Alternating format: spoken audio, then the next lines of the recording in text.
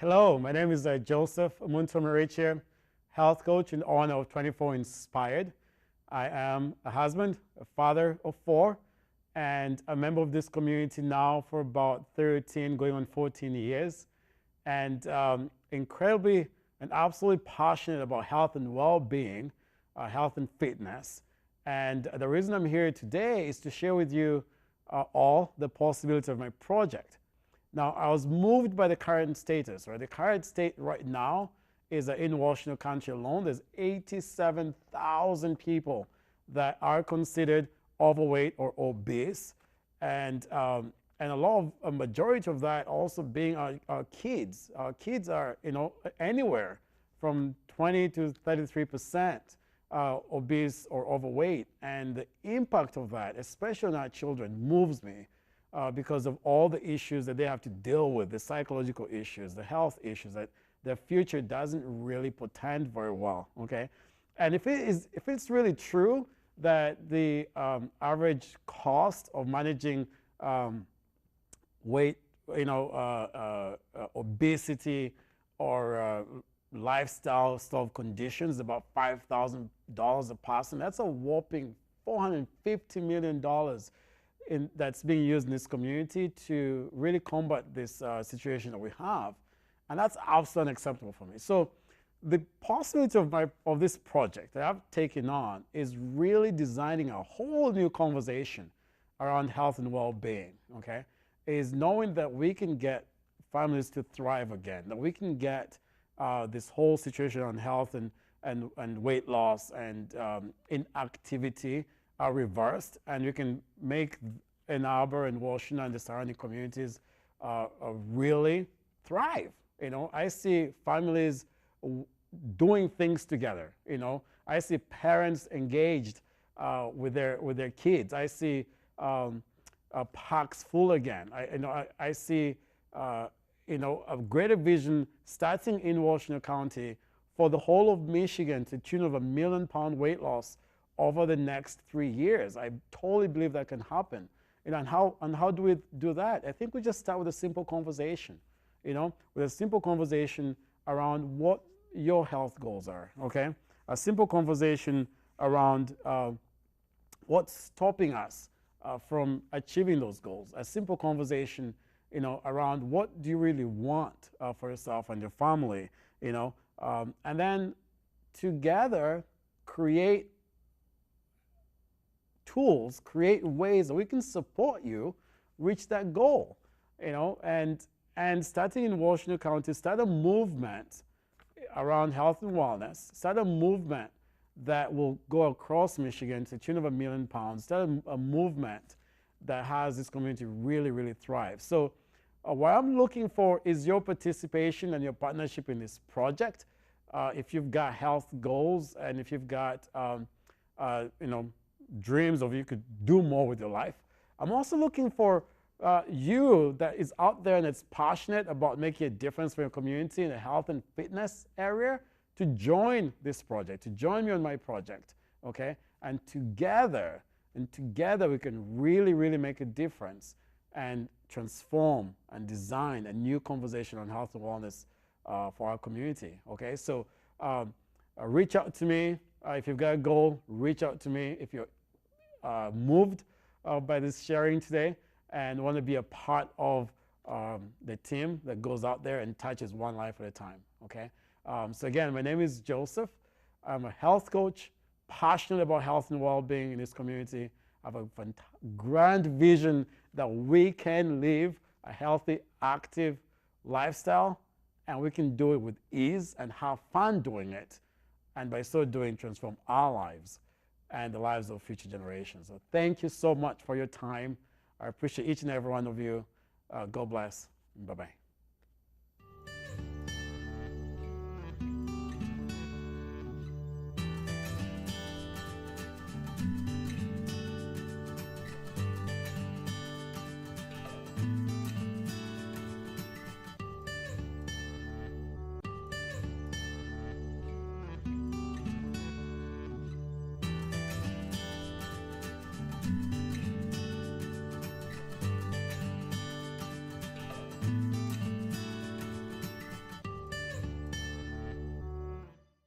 fat cat politicians. Really, the big money in politics is so corrupting. It just goes on and on. Yeah. Oh, hi, I'm Susan Beckett. Ned Simpson and I were just going over the plans for Rhodes Forum for Republican and Democratic candidates for the Michigan State House to talk about money in politics, specifically money in Lansing politics. It's happening Wednesday evening, July 27th at Washtenaw Community College. That's right. Polls consistently show that both Republicans and Democrats do not like the corrupting influence big money has on our government, laws, and regulations. The excessive influence of moneyed special interest leaves Congress dysfunctional. Congress can't come together, even on issues that most Americans support, like health and safety, if it threatens the profits or policies of their major donors. But candidates' positions on campaign finance reform don't often get reported or talked about during campaigns. Schools, roads, the economy, security, gender issues are all critical issues, and they get a lot of coverage. But action or the lack of action on these issues is often driven by the money in politics. That's right. There are limits to what one person can do, but legislatures aren't going to fix it themselves. So they're stuck in the system.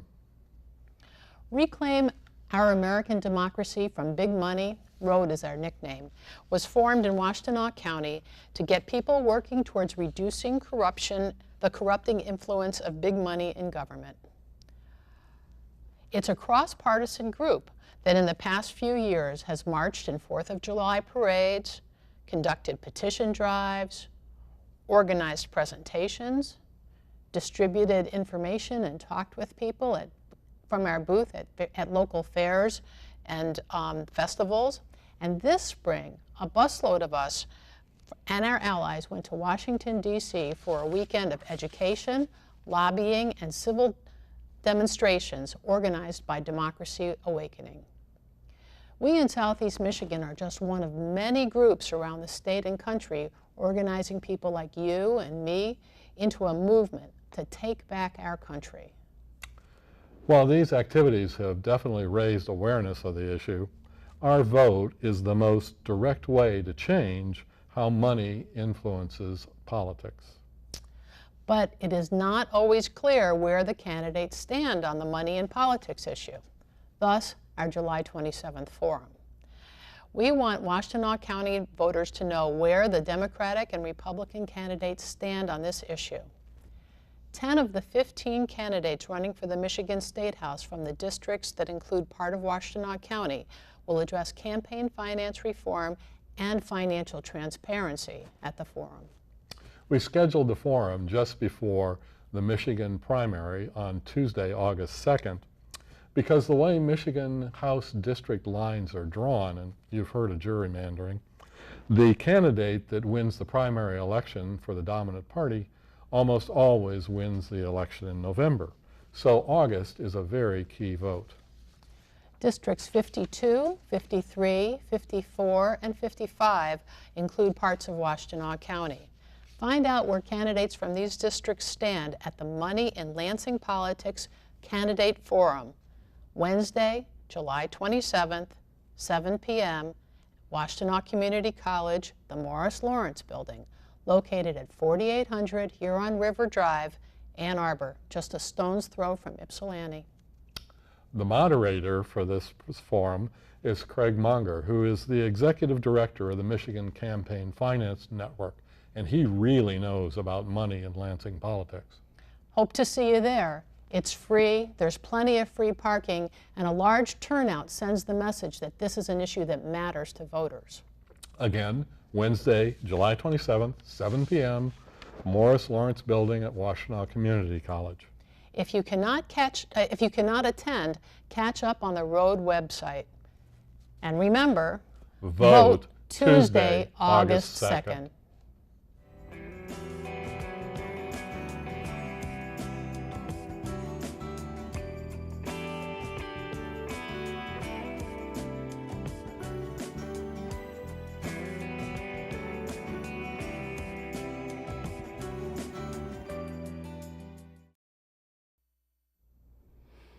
Hi, I'm Kathy Garesso, the Sierra Club Huron Valley Group Outings Chair.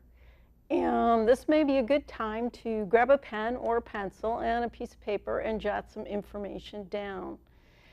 Some wonderful things are coming up. This year we have the 100th birthday centennial celebration of our national parks.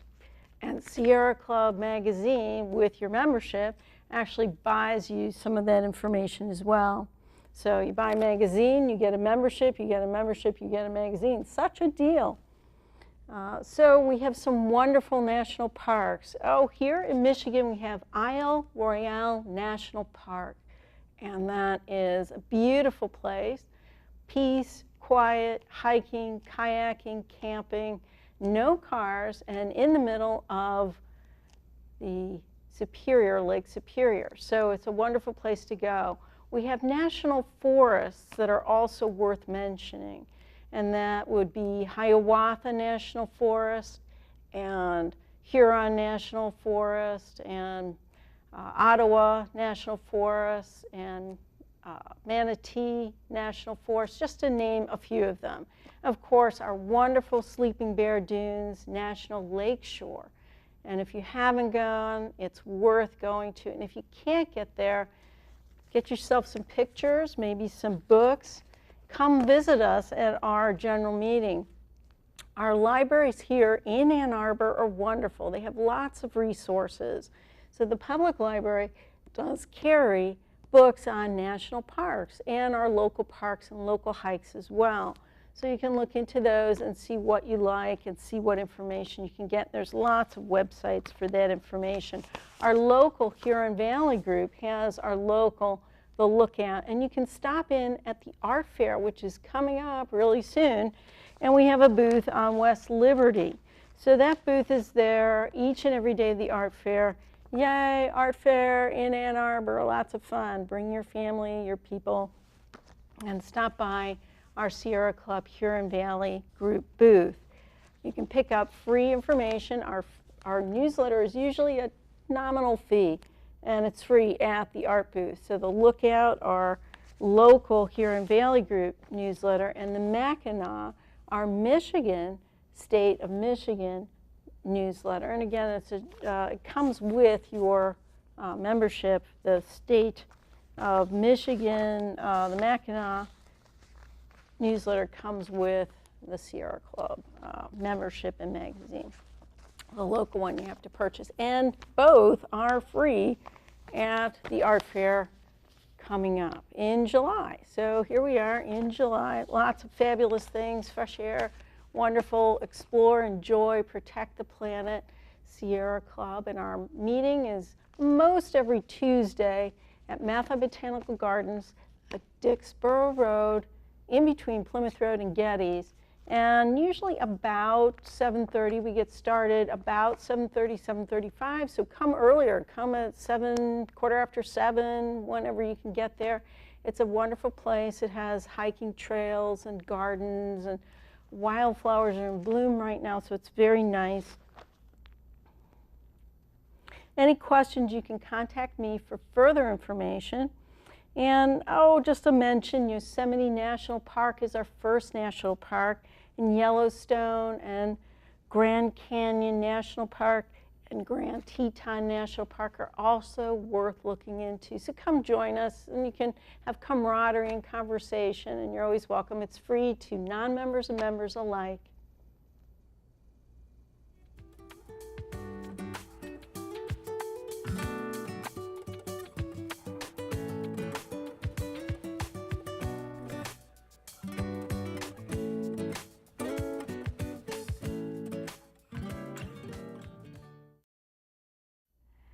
Hi, I'm Carolyn Growie with the Ann Arbor Center for Independent Living. We're an organization that works with and on behalf of people with disabilities towards successes at home, at work, at school, and in the community.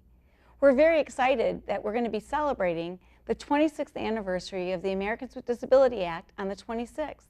And I'm here to invite you to come and join us, along with other disability organizations, to be at an event, to have some fun and some learning, and be able to honor some of our John Weir Scholarship winners. So what does that look like, and what does that mean? Every day when you come out of your house and you go down your street and you go down a curb ramp that's marked there with a detectable warning, that's Title II of the ADA. That's giving us community access. For Title I, if you happen to be a person with disability and you want to be at work and need an accommodation to participate, that helps you there. For Title III, if you're going to the movie theater and you want to be able to enter and use a wheelchair and sit inside the event, you've often probably seen those spaces. That's a way you get to participate in our community. And if you happen to be a person who is deaf and you're watching TV right now, you're probably seeing those closed captions that are at the bottom of our screens. All of that information is available because our society has made it acceptable for people with disabilities to be included. So we're very excited again to be celebrating the anniversary of the Americans with Disability Act on the 26th of July. The event's going to be held at the Ann Arbor Center for Independent Living at 3941 Research Park Drive, Ann Arbor, Michigan 48103. You can find out more at ADA26 at AACIL.org. We'd love to know if you're going to be able to come. That would be a great way to RSVP. Some other local community partners will be joining us. We're very proud to be being sponsored by the Michigan ADA as well as the Jackson Welfare Fund from the Ann Arbor Universalist Church.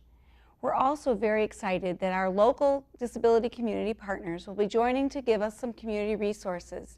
So you'll be able to meet staff and people from organizations like the ArborCIL, the Association for Community Advocacy, the Partners for Personal Assistance, the Ann Arbor Community Group, who is part of the program to educate all cyclists from PEAK, and the Area Agency on Aging 1B. Each of us will have some disability resources that we'll have out that you can be participating with. The Ann Arbor CIL is very proud to continue to keep the promise of the ADA. One of the ways that we do that is by helping our community peers be part of what's going on. So if you were to go to our website at ArborCIL.org, you would be able to see a fundraiser that we're participating in right now to help keep that promise. We have some examples of some individuals who have been able to get jobs or housing or access to the community, all because of the ADA that exists. By us doing that, it allows people to participate. Again, we want you to also be able to come and see at the Ann Arbor Center for Independent Living that celebrating the ADA's 26th anniversary on the 26th, because that way we can also honor our John Ware Scholars, some of our local high school students who will be going on to further their education because of the ADA gives them that opportunity. Again, come on July 26th to the Ann Arbor Center for Independent Living to celebrate the 26th of the anniversary of the Americans with Disability Act. We'll have fun, music, activities. We look forward to seeing you then at 3941 Research Park Drive, Ann Arbor, Michigan. Again, for more information, you can visit our website at ArborCIL.org, or you can RSVP at ADA26 at AACIL.org. Thank you very much, and I look forward to seeing you there on the 26th.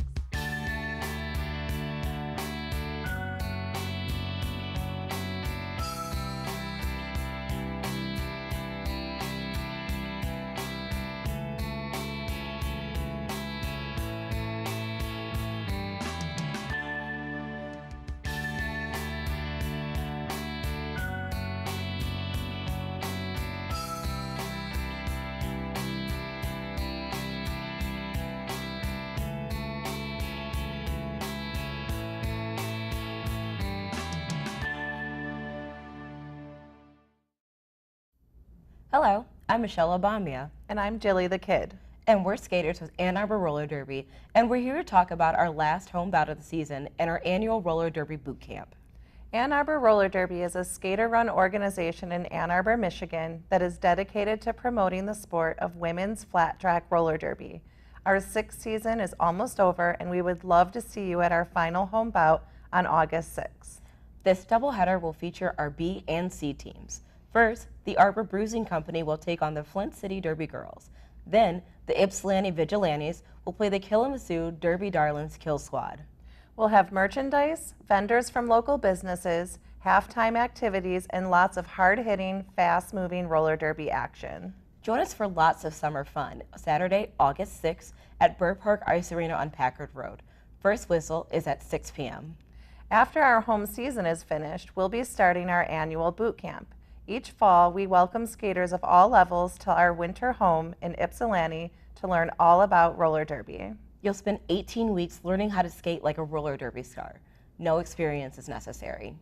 Our skaters come from all walks of life and all levels of experience. One of the great things about roller derby is that regardless of size, shape, or skill level, there's a place for you. So check us out on Saturday, August 6th at Burr Park. If you want to try out derby yourself, sign up for our annual boot camp starting in September.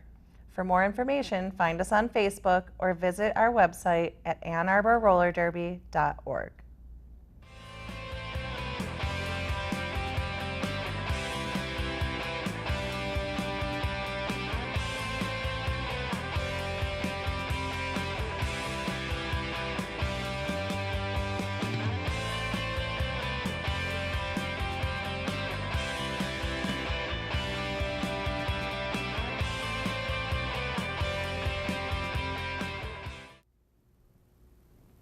My name is Elaine Roman.